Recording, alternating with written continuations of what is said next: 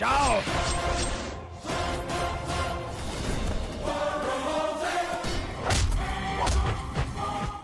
Halo sahabat, Assalamualaikum. Apa kabarnya nih? Semoga kalian semua senantiasa sehat dan bahagia selalu ya. SLM TTV kembali hadir dengan film-film spesial yang akan menemani waktu bersantai kalian semua. Kali ini kita akan membahas alur cerita film yang berjudul Gajah Kesari.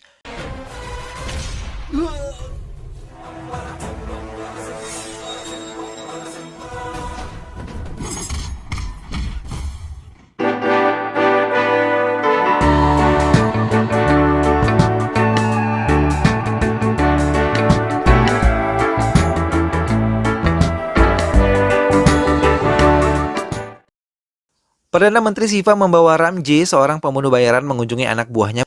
Ia marah karena Rana pembagian hasil yang didapat dari usaha ilegalnya di hutan menjadi tidak adil. Pembagian yang seharusnya 30% untuk Rana dan 70% untuk Perdana Menteri Shiva, namun Rana memutarnya. Rana 70% dan Shiva 30%. Perdana Menteri Shiva marah memanggil Ramji. Namun sayang, Ramji telah tewas dibunuh anak buah Rana. Ramji चाहिए तू अकेले हड़प लेना चाहता था रे। Mau tidak mau, Perdana Menteri Shiva menuruti kemauan Rana karena dia mengancam akan menghancurkan keluarga Shiva. Di tempat lain, seorang pemuda yang bernama Krishna dipaksa ibunya menjadi seorang penjaga kuil.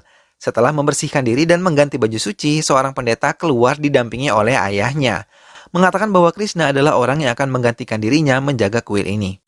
Di dalam pikiran Krishna, yang akan menjaga kuil dengan luas tanah 500 hektar akan mendapat keuntungan dengan mengubahnya menjadi tempat-tempat yang bisa mendatangkan uang. Namun pendeta memberitahunya bahwa bila Krishna nanti menjadi penjaga kuil, ia tidak boleh menikah.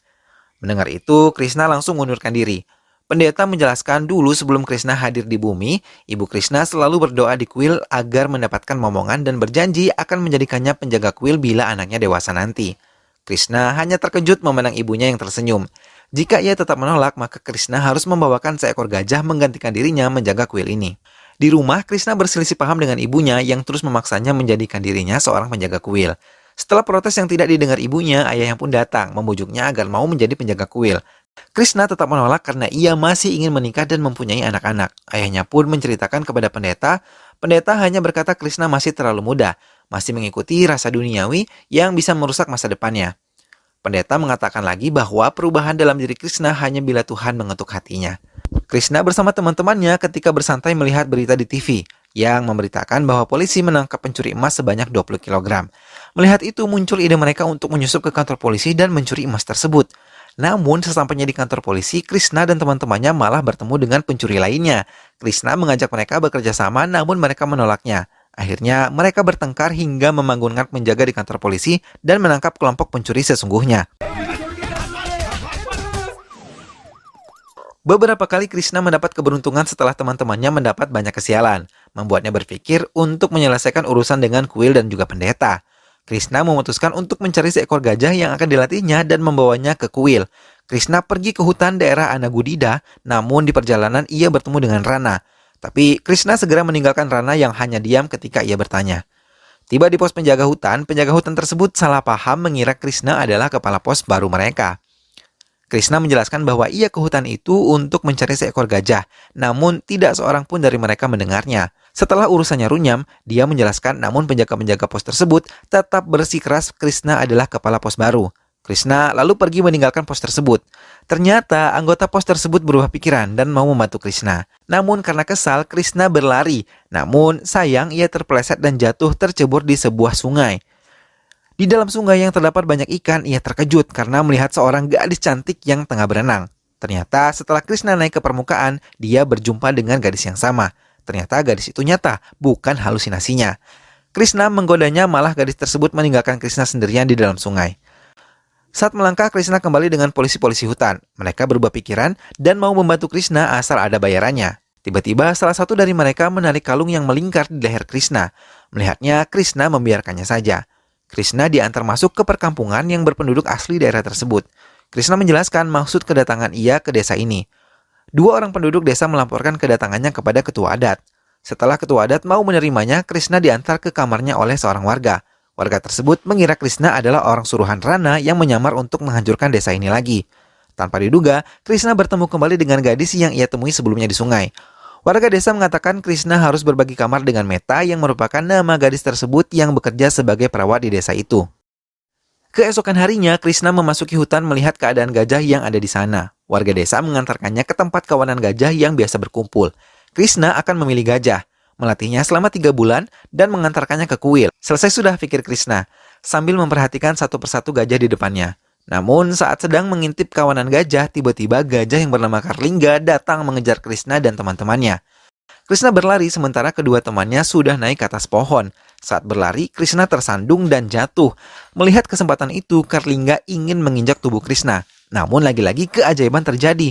Ketika mata mereka saling bertemu, gajah tersebut menatap tajam mata Krishna. Tiba-tiba, Karlingga meninggalkan tubuh Krishna begitu saja. Setelah kejadian itu, Krishna berputus asa dan mau pulang ke rumahnya. Namun ia melihat Meta. Melihat itu, seorang temannya membujuknya dan mengatakan bahwa gajah dan wanita sama-sama sulit ditaklukkan. Butuh kesabaran yang luar biasa. Keesokan harinya, pada saat Meta kembali ke perkampungan, dia melihat warga kampung berkumpul. Mereka melakukan cap jari dan pengambilan foto. Meta mengira orang-orang tersebut petugas pembuat kartu penduduk. Setelah membaca berkas-berkas tersebut, ternyata warga kampung yang tidak bisa membaca dan menulis telah ditipu. Dengan cap dan tanda tangan mereka, artinya mereka memberikan tanah dan perkampungan mereka kepada Rana. Orang-orang yang mengambil foto warga kampung adalah anak buah Rana. Mendengar ucapan Meta, warga kampung menangis dan mengatakan akan pindah kemana setelah berkali-kali tanah mereka diambil paksa oleh Rana. Melihat kelancangan Meta, seorang anak buah Rana menampar Meta hingga tersungkur. Saat tubuh Meta mau menyentuh batu, Krishna sudah berada tepat di belakangnya, menarik tangan Meta hingga Meta pun selamat. Krishna kemudian melawan semua anak buah Rana. Berkas-berkas mereka hancur berserak tertiup angin.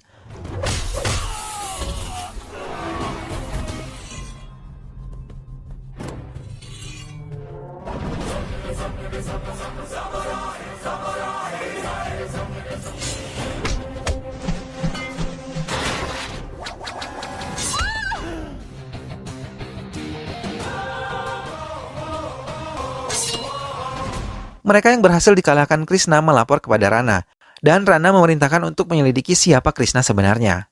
Malam harinya, semua warga kampung berkumpul. Dicekam rasa takut saat Krishna berani melawan komplotan Rana. Anak buah Rana pasti akan datang kembali menghancurkan desa. Rana adalah penjahat berhati dingin dan juga kejam, yang menangkap dan membunuh binatang-binatang langka yang ada di hutan lalu menjualnya. Ia bahkan mengorbankan orang-orang yang tidak bersalah untuk menutupi kejahatannya. Meta berkata jangan takut karena dia dan Krishna akan membantu sepenuh hati warga kampung untuk selamat dari Rana dan anak buahnya, serta mendapatkan hak mereka atas tanah dan juga kampungnya. Meta juga mengucapkan terima kasih kepada Krishna yang selalu menolongnya. Keesokan harinya, Meta berjanji kepada Krishna akan menunjukkan keajaiban-keajaiban yang ada di hutan, mendengar suara-suara indah burung dan binatang-binatang lainnya yang membuat hati tentram serta mempelajari kehidupan hewan dan populasinya. Krishna juga menceritakan bagaimana ia sampai ke desa ini. Meta pun menceritakan latar belakang keluarganya. Ayahnya yang ternyata adalah Perdana Menteri Shiva akhirnya bercerai dari ibu Meta. Atas keputusan pengadilan, Meta tinggal bersama dengan ibunya. Baginya, ibu dan ayah seperti orang asing yang hanya memberinya uang tanpa memberi kasih sayang untuk seorang anak. Maka Meta memutuskan untuk keluar dari rumah menjadi seekor burung yang bebas terbang kemanapun.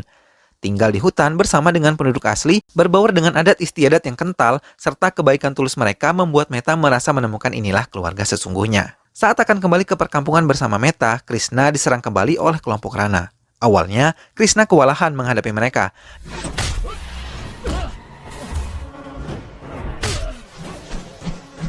Namun setelah membaca pergerakan lawannya, Krishna membalas mereka menghajarnya satu persatu.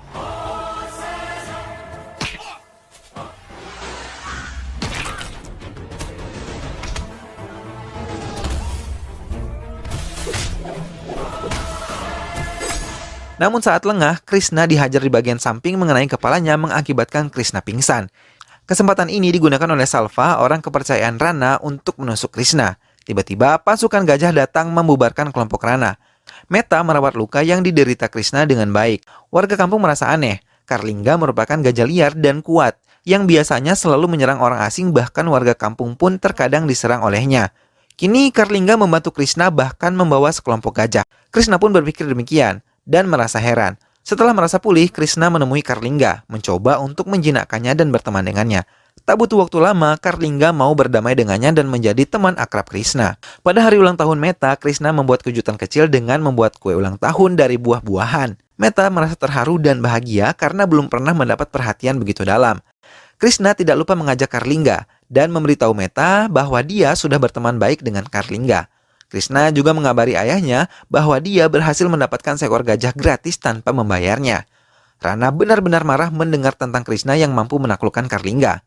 Keesokan harinya, tiba-tiba Karlingga mengamuk dan menyerang penduduk desa. Mendengar hal itu, Krishna berlari mendekati Karlingga, namun tetap Karlingga mengamuk. Kemudian terjadi lagi keajaiban, saat Krishna berhasil melompat dan menduduki Karlingga serta memegang kepalanya. Karlingga kembali terduduk menuruti Krishna.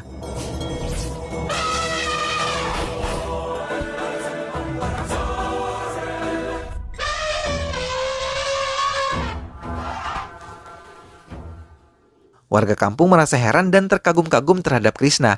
Semua warga membicarakan Krishna atas kejadian itu, membuat kepala adat keluar dari tempat tinggalnya. Ketua adat sekaligus pendeta mengatakan bahwa Krishna adalah keturunan Baivarli yang menjaga tempat itu dengan pasukan gajahnya. 300 tahun yang lalu, Bahadur adalah raja yang haus kekuasaan, menyerang dan menghancurkan semua kerajaan dan merasa dirinya matahari yang memiliki kekuasaan penuh. Saat ingin menyerang kerajaan Karnatadu di bawah kekuasaan Raja Vasurya, gurunya telah menasihatinya agar tidak menyerang pada minggu-minggu ini, karena bukanlah hari yang baik untuk menyerang kerajaan itu. Namun Bahadur tidak mengindahkan nasihat gurunya. Sementara itu, kerajaan Karnatadu memiliki komandan perang dengan pasukan gajahnya yang mampu memberikan rasa nyaman dan aman di negerinya itu. Raja Bahadur mengirim surat ke kerajaan Karnatadu yang isinya menghina kerajaan dan menantang melakukan duel ksatria. Tantangan pun diterima. Raja mengutus Baivarli dan berhasil mengalahkan utusan Raja Bahadur.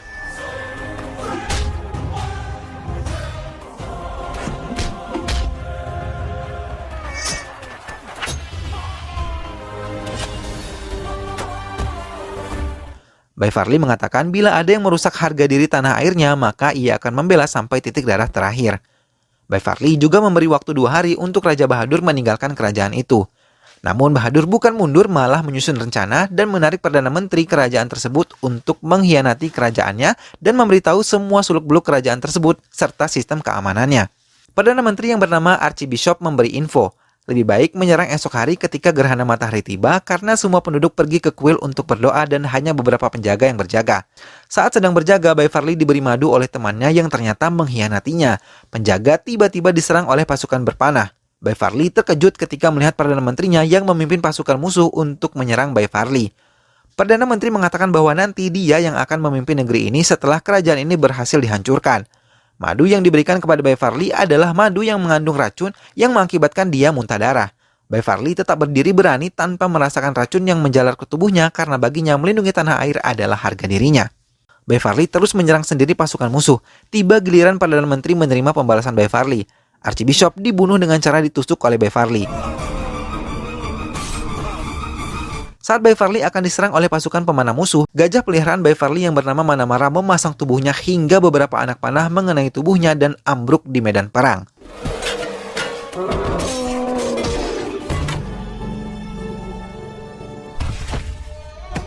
Baivarli yang sudah terluka parah masih terus mampu menyerang seorang diri.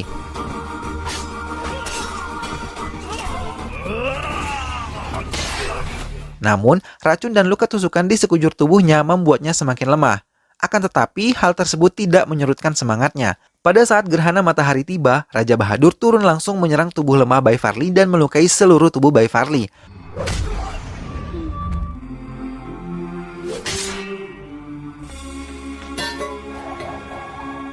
Namun pada suatu kesempatan, Baivarli membalik badannya menusukkan pedang ke perut musuhnya, kemudian menusukkan pisau kecil ke batang lehernya hingga tembus dan mengakibatkan musuhnya tewas terkapar.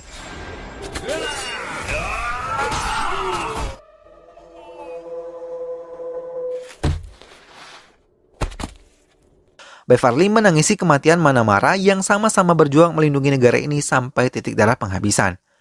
Baivarli pun gugur di medan perang, menjaga tanah airnya hingga akhir. Oleh raja diberi penghargaan dengan nama Gajah Kesari yang artinya adalah seorang komandan angkatan darat yang mampu melindungi negara dengan pasukan gajah. Pendeta pun mengakhiri ceritanya.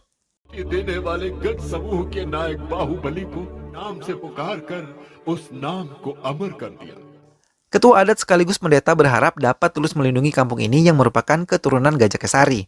Pendeta memohon kepada Krishna agar mau mengembalikan Gajah Kesari seperti dulu, karena Krishna adalah titisan Bayi Farli. Krishna merasa aneh bercerita kepada Karlingga. Ia berpikir ini adalah hal konyol sama sepertinya yang diminta menjadi penjaga kuil. Meta yang datang dan mendengarkan Krishna menjelaskan jangan menyepelekan adat istiadat di sini. Mendengar hal tersebut, Krishna kembali teringat kejadian-kejadian di sini yang membuat dia mau membantu warga perkampungan itu.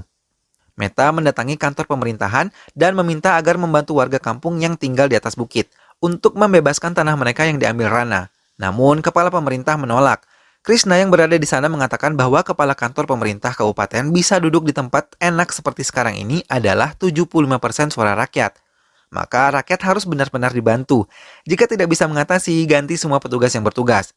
Suku-suku di kampung pedalaman juga memiliki hak untuk tanah mereka. Setelah berbicara seperti itu, Krishna pun keluar dari kantor tersebut. Perdana Menteri Shiva mengabari Rana bahwa kasus yang ditimbulkan oleh Krishna sudah masuk ke jalur hukum. Jika sampai terbongkar, Perdana Menteri dan Rana akan sama-sama masuk penjara. Mendengar hal tersebut, Rana memerintahkan anak buahnya untuk menyerang desa. Namun tidak seperti biasa, penduduk desa menolak apa yang diperintahkan oleh Rana. Kini, mereka bersatu untuk melawan Rana, di bawah pimpinan Krishna yang dibantu oleh Karlingga.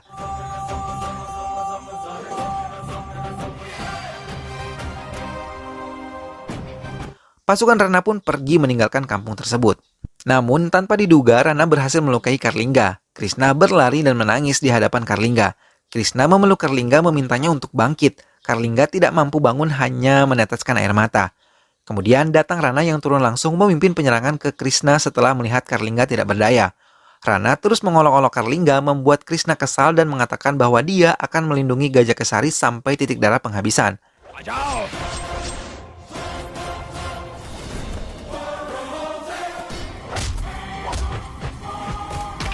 Tanpa diduga, Karlingga bisa kembali bangkit. Rana melihat itu meminta kepada Salva untuk membunuhnya. Salva mengayunkan pedangnya lalu Krishna berlari sekuat tenaga untuk mencegah pisau terkena Karlingga. Namun terlambat, Krishna sudah langsung diserang oleh Rana di bagian belakang, membuatnya jatuh tersungkur dan pingsan.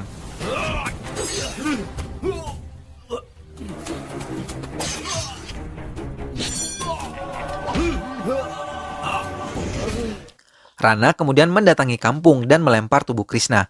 Warga desa ketakutan dan sedih melihat Krishna terbaring lemah tak berdaya. Sekali lagi, Salva ingin menusukkan pisau kepada Krishna agar tewas. Namun tanpa diduga, Karlingga menusukkan kedua gadingnya tepat kepada dua orang yang memegangi Krishna.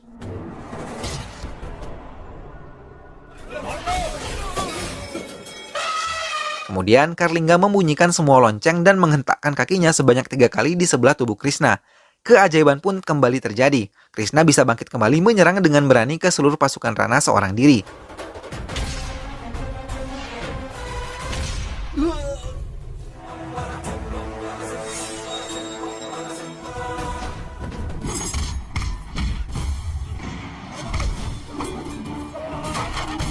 Karlingga terus mendampingi Krishna bertarung, berdiri sigap di samping Krishna. Dengan satu pukulan mematikan mampu menjatuhkan Salva yang terus menyerangnya. Kemudian Karlingga menginjak tubuh Salva hingga tak bernyawa. Sedangkan Rana sendiri tewas tertusuk gading Karlingga.